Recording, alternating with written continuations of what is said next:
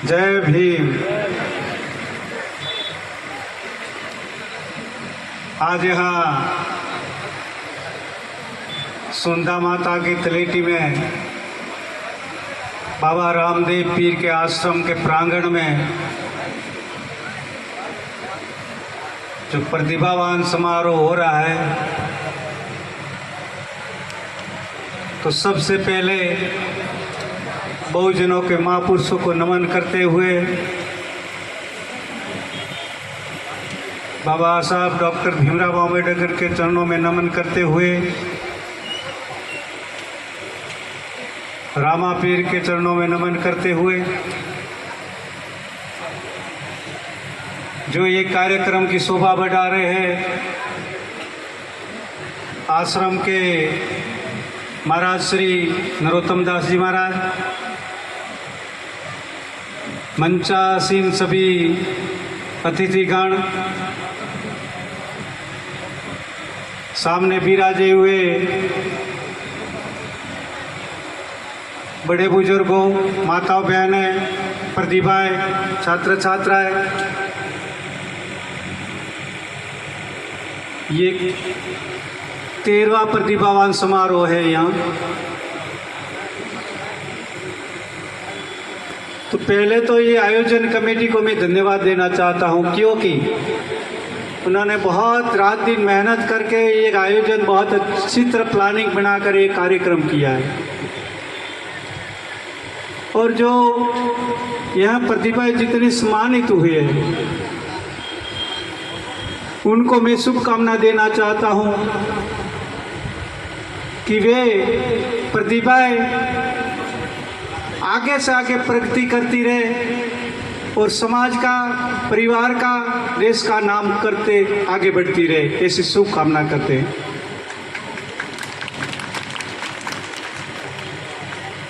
और अभी वकील साहब भरत जी ने बात बताई थी कि शिक्षा वो शेरनी का, बाबा साहब ने कहा था शिक्षा वो शेरनी का दूध है, जो पिएगा वो दहाड़ेगा।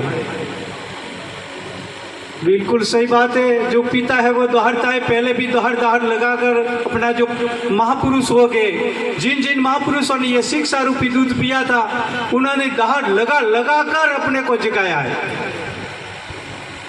और सही रास्ता चिन्हित करके गए हैं। लेकिन दहाड़ किन तरीके से लगानी, दहाड़ लगाने का तरीका भी अलग अलग होता है। कोई दहाड़ लगाता है लेकिन करता नहीं है, दूसरों को दहाड़ लगाकर कहता है। कोई दहाड़ भी लगाता है, दूसरों को कहता भी है और करके भी दिखाता है। और तीसरा व्यक्ति ऐसा है कि वो दहाड़ नहीं लगाता लेकिन करता ही रहता है, करता ही रहेगा। उनकी दहाड़ वो काम बोलता है, जो काम करता है वो अपने आप बोलता रहता है, उनको बोलने की जरूरत नहीं पड़ती। ऐसा भी व्यक्ति अपने समाज के अंदर है। ये तीन ही प्रकार का समाज के अंदर व्यक्ति देखने को मिलते हैं। तो ये तीनों में से कौन सा व्यक्ति श्रेष्ठ है, ये तो आपको ही तय करना है। जब बाबा साहब ने शिक्षा रूपी दूध पिया तो उन्होंने दहाड़ भी लगाई और करके भी दिखाया, और आपका जितना भी अधिकार जहां से आपका अधिकार छीन लिया था, वो अधिकार जितना था सभी के सभी अधिकार वापस दिलाया। तो उनकी दहाड़ आप अपने लिए काम आई और उन्होंने जो रास्ता बताया है वही रास्ते पर अपने चलना पड़ेगा, तभी अपना कुछ कल्याण होगा। तो उन्होंने रास्ता बताया है। इधर बड़े बुजुर्ग बैठे हैं, युवा लोग युवा साथी भी इधर इधर घूमते भी है, बैठे भी है। उन्होंने रास्ता बताया है। वैसे अपने देखते कि अपने समाज के अंदर अपने आप सभी मेहनती लोग हैं, मेहनत भी बहुत करते हैं। आप जितनी मेहनत करते हैं और काश इतनी मेहनत नहीं करते होगे, तो भी जहां देखते हैं वहां पहला जो है शब्द क्या आता है, हमारी समाज गरीब है। भाई क्यों गरीब है? तुम सबसे ज्यादा मेहनत करते फिर गरीब क्यों तुम? आप गरीब हो ही नहीं है।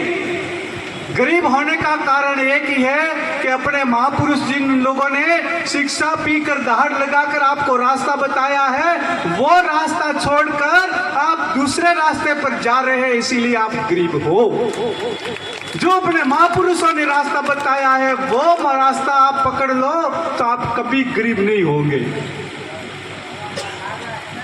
क्या कौन सा रास्ता है ये तो आप सभी जानते हैं। वैसे राह दिन भर मेहनत करते हैं, अच्छी मजदूरी करते हैं, शाम के टाइम में अच्छी मजदूरी लेकर आप आते हैं तो बीच में एक मंदिर आ जाता है और वो मंदिर आपके रास्ते में ही होगा। और कौन सा मंदिर है ये भी बताता हूँ। अपने ये दूसरे मंदिर है ना, अपने जो देवी देवता भी, ये मंदिरों की बात नहीं करता मैं, वो बिना घुमट का मंदिर है। उस मंदिर के अंदर न तो कोई तस्वीर है न कोई मूर्ति है, आपके लिए ये कांच के अंदर ये क्या कहते हैं वो बोतलें सजाई पड़ी है। वो मंदिर आता है वो और आपके रास्ते में होगा। और आपके ही रास्ते में वो मंदिर क्यों बनाया जाता है, खोला जाता है, ये भी देखने सोचने जैसी बात है। वो बाबा साहब ने इसीलिए तो आपको जागरूक नहीं किया, आपको अधिकार इसीलिए नहीं दिलाया कि आप मेहनत करके पैसे कमाओगे तो उस मंदिर में चले जाना, जाकर धोख दगाना और शाम के टाइम में घूमते डोलते बेहोश होकर घर आना। इसीलिए बाबा साहब ने आपको अधिकार नहीं दिलाया। इसीलिए बाबा साहब ने अपने परिवार को आपके लिए बलिदान नहीं किया। आपका उद्धार करने के लिए, आपको ऊपर उठाने के लिए, आपको ऊंचाई छूने के लिए बाबा साहब ने ये आपका अधिकार दिलाया था। लेकिन क्या करें, अपने तो स्वतंत्र बन गए, आजाद बन गए। और कहते हैं हमारे पूर्वजों ने, हमारे महापुरुषों ने, हमारे बाबा साहब ऐसे महापुरुष हो गया, उन्होंने हमारे को आजाद कर दिया, अब तो क्या किसकी डर है, कोई डर नहीं है, हम चाहे वो कर सकते। अरे चाहे वो करने जाओगे तो जूते पड़ेंगे, जो करना है वो करो। बाबा साहब ने बताया वो रास्ता, वो काम करो। आप उंधा रास्ता पकड़ोगे तो जूते पड़ने वाले हैं ही।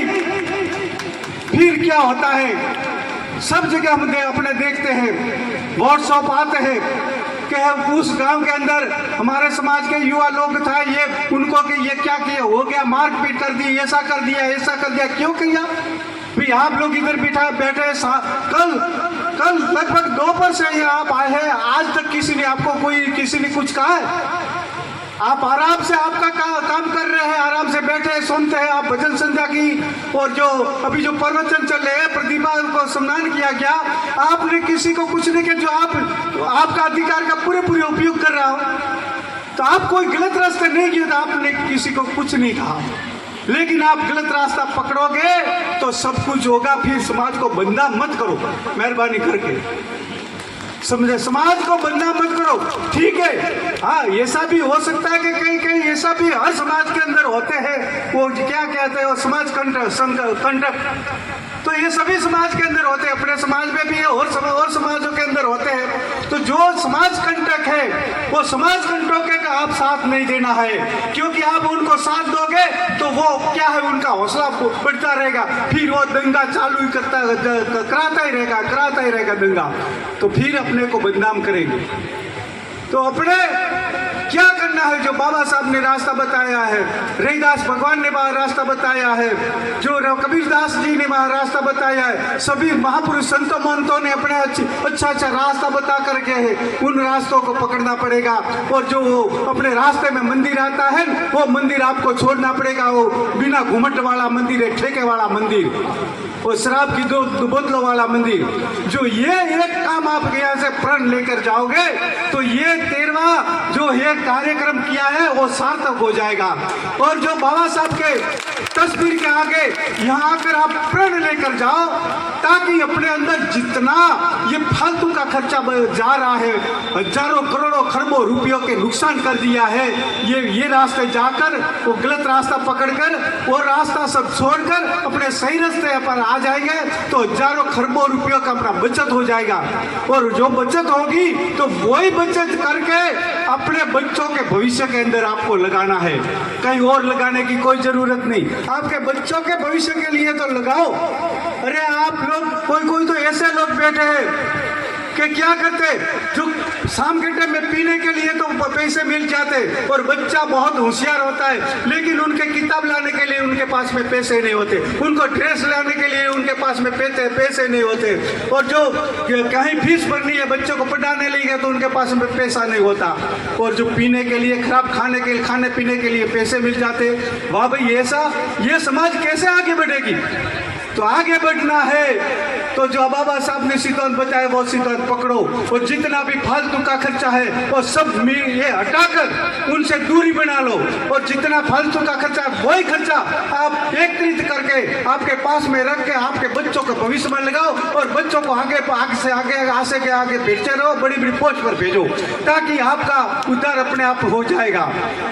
नहीं तो मुश्किल मामला है, आप ऐसे ही करते रहे तो। और जो आप सभी यहाँ पधार कर रात्रि के टाइम में यहाँ आए होंगे, तो रात से यहाँ बैठे हैं, तो आप तो बहुत मजबूत लोग हैं तो भी, क्योंकि जो कमजोर लोग हैं तो चलेंगे, जो मजबूत लोग विराजे हैं अभी तक। मुझे ऐसा लगता है कि आप जो इधर अभी तक बैठे हैं तो उन लोगों को अंदर कोई नशा पत्ता नहीं होगा मेरे ख्याल से, तब रात से लगाकर अभी तक आप बैठे हो। और नशे पत्ते वाले लोग हैं, वे न तो बैठ सकते हैं, घड़ीक में बैठते हैं, घड़ीक में उठते हैं, आगे पीछे जाते हैं, घूमते, फिर आकर बैठते हैं, फिर आगे पीछे घूमते रहते हैं, और फिर ज़्यादा टाइम लग जाता है तो वो चले जाते हैं। उनके पास में बाइक तो है सभी के पास में, क्योंकि अभी तो बाबा साहब ने जो आपको बहुत जो है अमीर बना दिया है, बस वीआईपी ठाट से रहने की सुविधा दे दी है, तो आपके पास में बाइक बहुत है। और जो अपने समाज के अंदर जितना भी वो एक्सीडेंट होता है, दुर्घटना होती है, वो बेपरवाह से होती है, लापरवाही से होती है।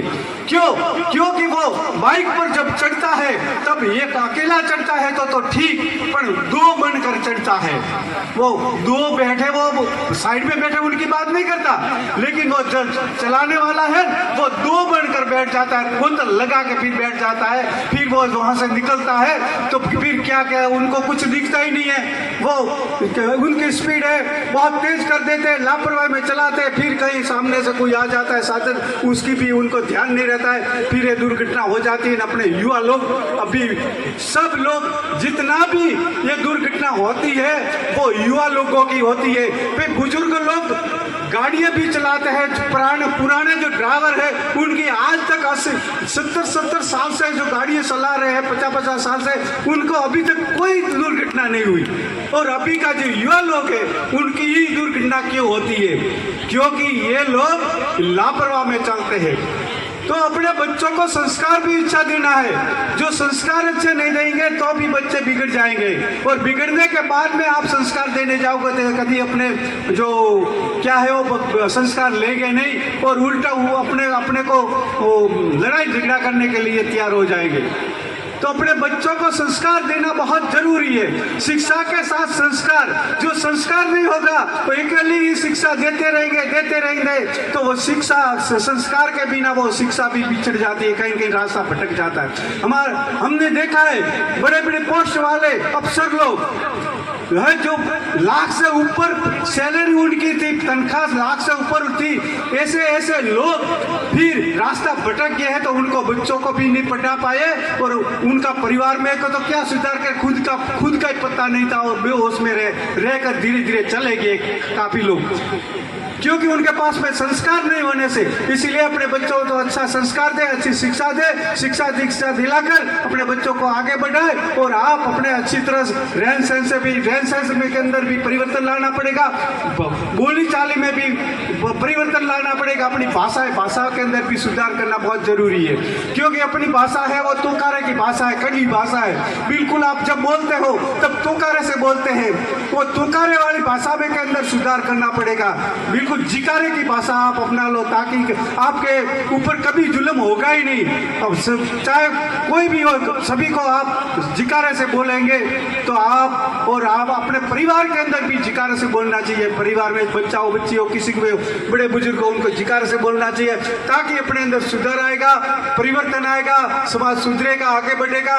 बहुत बहुत धन्यवाद। आप सभी लोगों ने शांति से बैठकर मेरे को सुना, तो आप सभी को बहुत बहुत धन्यवाद। और यहाँ की जो आयोजन कमेटी है उनको भी बहुत बहुत धन्यवाद कि मेरा जो कार्यक्रम था दांता के अंदर था, तो ये कमेटी वालों ने ऊपर ऊपर फान करते रहे वो जो कार्यक्रम कैंसिल करके इधर आना पड़ा। तो अब मेरे आने से आपका भी, मेरे को भी दर्शन हुआ, और सभी जो मंचासी नदी के जितने लोग आए थे उनका भी दर्शन हुआ। बहुत बहुत धन्यवाद। जय भीम, जय भारत, जय भीम। जब तक सूरज चांद रहेगा, जब तक सूरज चांद रहेगा। बहुत बहुत धन्यवाद। जय भीम।